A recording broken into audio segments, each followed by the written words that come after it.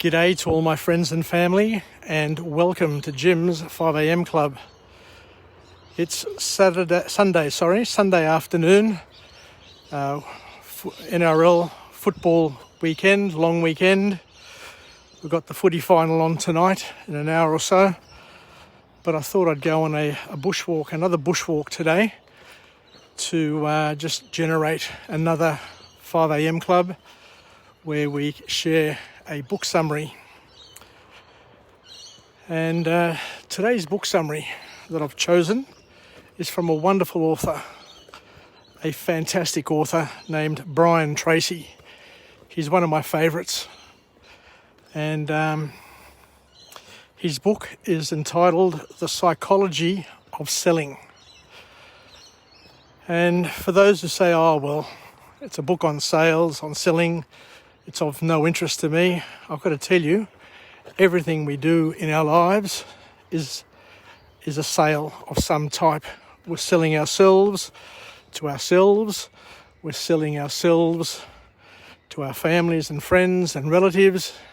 We're selling ourselves to our employers. And of course, we're selling ourselves, our products and our services to clients near and far. So sales affects everybody. The whole psychology, the whole art of selling is the art of influencing. And as we said, influencing not only ourselves, but also the people around us to make decisions that hopefully improve their lives and add value to their organisations. So the author here is a real positive sort of guy, and he says here in his opening statement in the book that we need to help ourselves warm up and prepare mentally every single day by saying, I feel happy, I feel healthy, I feel terrific. And just by stating those things, just by saying those things, what he says is that you feel happier and more confident straight away. One of the catch cries that I use to kick off my day or kick off an element of a project is that I always remind myself that I'm alive, I am well, and I feel absolutely great. And if you say that, and if you mean it, and if you engage your senses and you're committed to it, then according to the author, and I guess according to my own experience, it can keep you positive. It can get you moving in the right direction at the right speed to be able to take on the challenges that will most definitely get thrown at each and every one of us every single day. So the author makes a point here, I agree with him, that some people are naturally good at persuasion. Now, some people are just naturals. They just ooze confidence and they just make you feel comfortable straight away without even having to say anything. So some people are naturally really good at persuasion. They're good at communication. They're good at being confident. And you can feel it. You can smell it. You can sense it. It's just something that works. But what he says here also is that anyone, that means you, me, our children, regardless of our age and our station and where we're up to in life, he says that anyone can be good at it because it's learnable. So the whole sales process, according to Brian Tracy, is learnable. Now, you're not born a salesperson. You may be good at it. You may be good at leveraging some of your skills, but if you just leave it like that, you'll never become absolutely great or a leader in your field in that particular area. So what Brian is doing is he's opening up the door. He's opening up our minds and our hearts and encouraging us to be life learners and to learn the skills and hone the skills of persuasion so that we are in a better position to get the things that we need in our lives. So the first formal point to come from this book is where Brian says that you'll be far more successful if you unlock the power of your subconscious mind.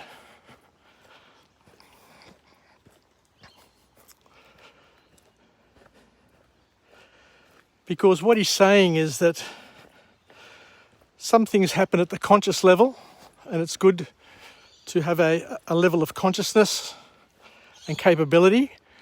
But he says that a lot more happens at the subconscious level, below the surface, a lot more than what we're aware of, and a lot more than science has been able to measure and to be able to prove, I guess, is a point. So a lot of what he says is based on experience. We know for years now that the subconscious mind is a huge component of how the brain is and how we are as people. But what he's saying is that there is so much potential. There's so much at that level that we can use to give us the edge. So it's probably an important lesson here to not turn a blind eye to it, but to be aware of it and to use it and take it on board. Because what he's saying here is that when you've got a to-do list, the key is to focus the subconscious and set up a framework. So years ago, I went to a seminar when I was working at Telstra. They invested in a program for all of the employees. And at that seminar, the person who was hosting it, Lou Tice, who has since passed away, he ran the Pacific Institute back in the 90s. At that seminar, Lou Tice said there's a thing called the reticular activating system, which operates at the subconscious level and allows your brain to process things automatically at the subconscious level and help you manifest things without having to focus on it at the conscious level. So once you pass it and work on it, your subconscious will go away and make it happen.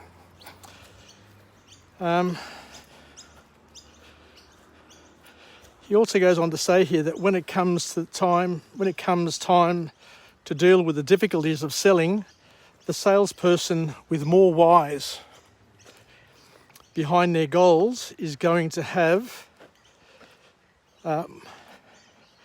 more growth and more output than the one who doesn't have the number of compelling, strong whys. The second formal point to come out of this book is that the author here says that we need to learn as much as we can, especially from people who are passionate and motivated. All the motivational speakers talk about the importance of surrounding yourself and hanging out with the the right people, because sooner or later we all become the average of the half dozen people that we spend most time with.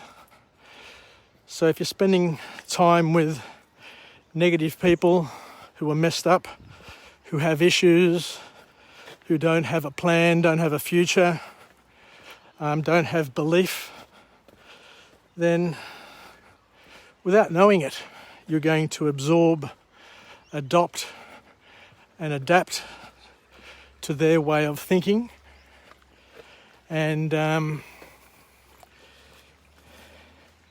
suffer the consequences, I guess, is the bottom line.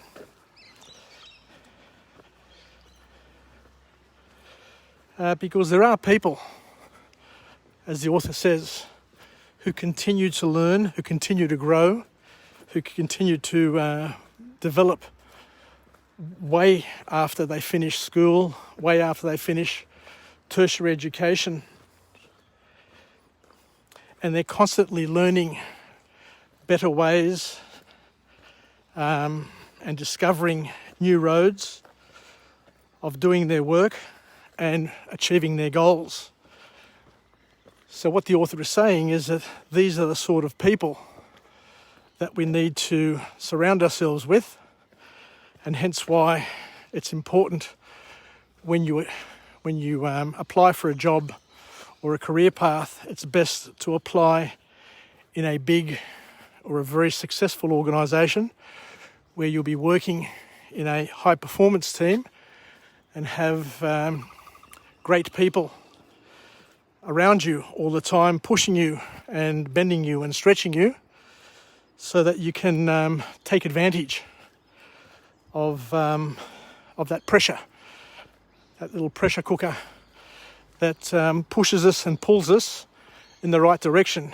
Because if things are too easy, we become too soft, we become too relaxed, and we miss out on those growth opportunities where we need to be leaning just outside our comfort zone all the time.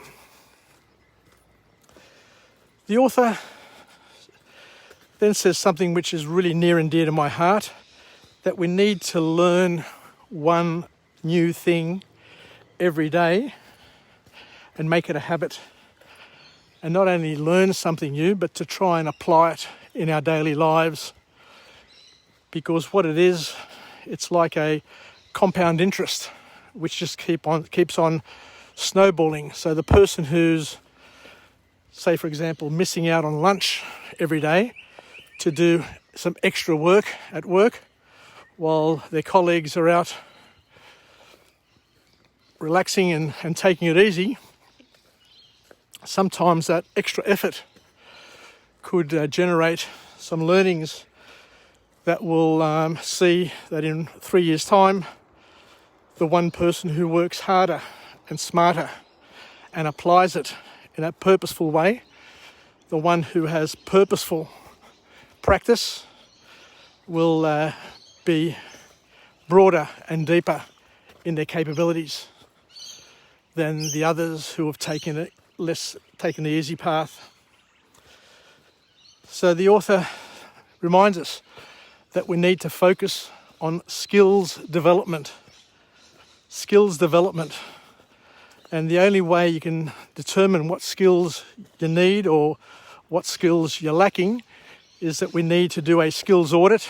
We need to have mentors that can tell us where we rate compared to our peers according to the skills that we're displaying, and to also tell us where we need to be and in what sort of time frame and how we get there and what sort of training we need to do so that we become the professional or the person that we're hoping to grow into. So the author reminds us and says that we need to understand the impact that and the influence that attitudes have on us, the people around us, and the people that we study, and the people that we trust and look up to. Be mindful be very discerning about who you treat or who you invite as a mentor, because the wrong people can damage you, can suffocate your dreams, can cause you harm. So be on the lookout and be discerning, very discerning, in terms of who you trust and who you have on board.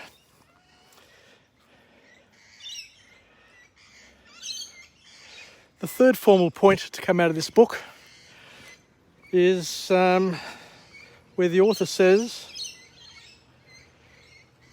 that the key to making sales, the key to learning, the key to engaging with people is to ask the right questions.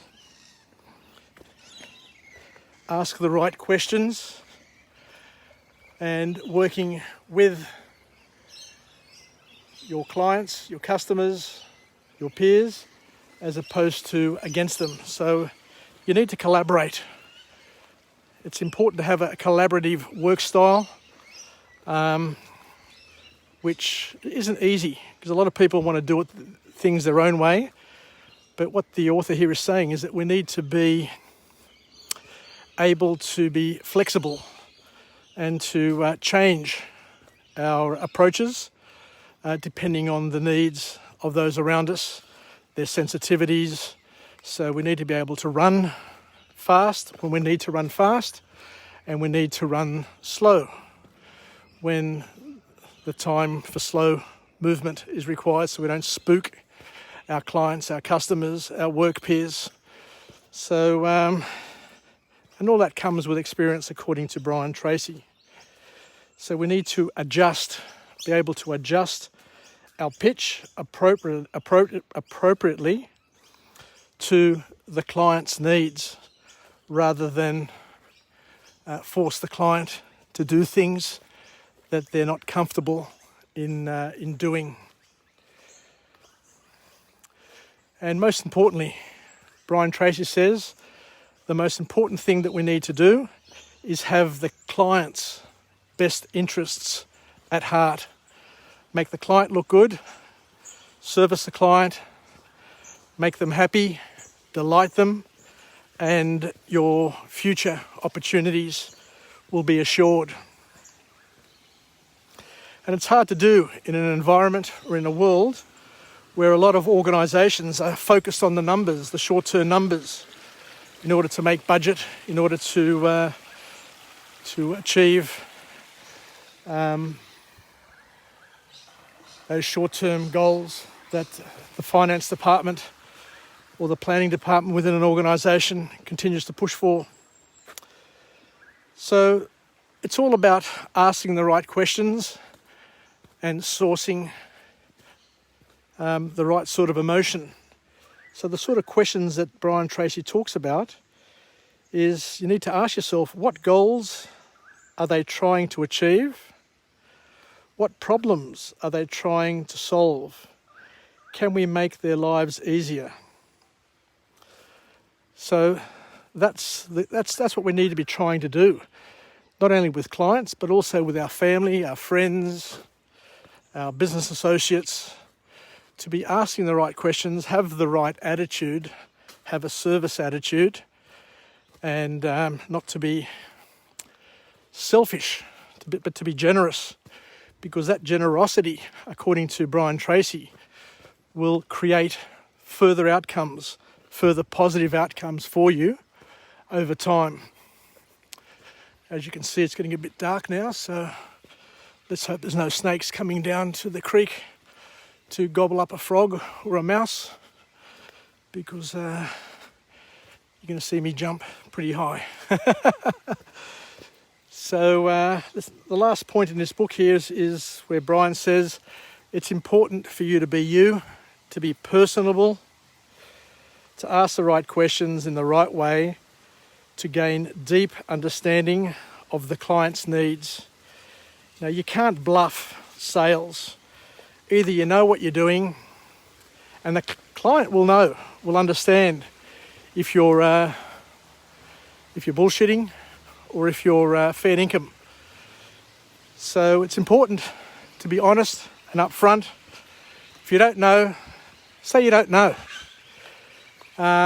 If you're confused, ask for clarification.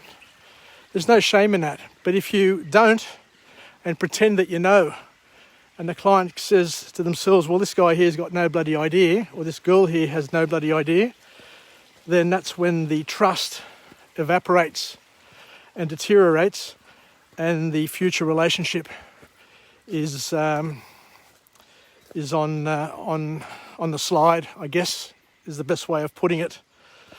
So thank you very much, everybody, for joining me on this afternoon episode of Jim's 5am Club.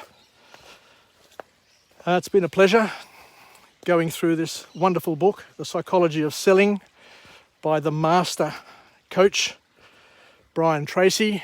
I hope we've all learnt something new that we can apply in our daily lives, irregardless of whether or not it's our business life or our family life, because as we said, we're constantly influencing people, situations, outcomes, and by doing it in a purposeful, balanced and managed way, we can possibly get sustainable long-term benefits that flow to us, our organisation, the people around us, and assist with our reputation and maintaining our reputation. So we'll chat again. I don't know where I'll be next, but I'll be coming to you from a different location with a different message of empowerment, where we can be partners in each other's development. And I look forward to going through another book summary, and seeing what we can glean from OPE, other people's experiences, and incorporate it in our inventory of knowledge. Bye for now, Yassas, and happy Sunday evening. And as I said, my tip for the NRL Grand Final is Penrith, and we'll see how we go. Take care, everybody, and bye for now.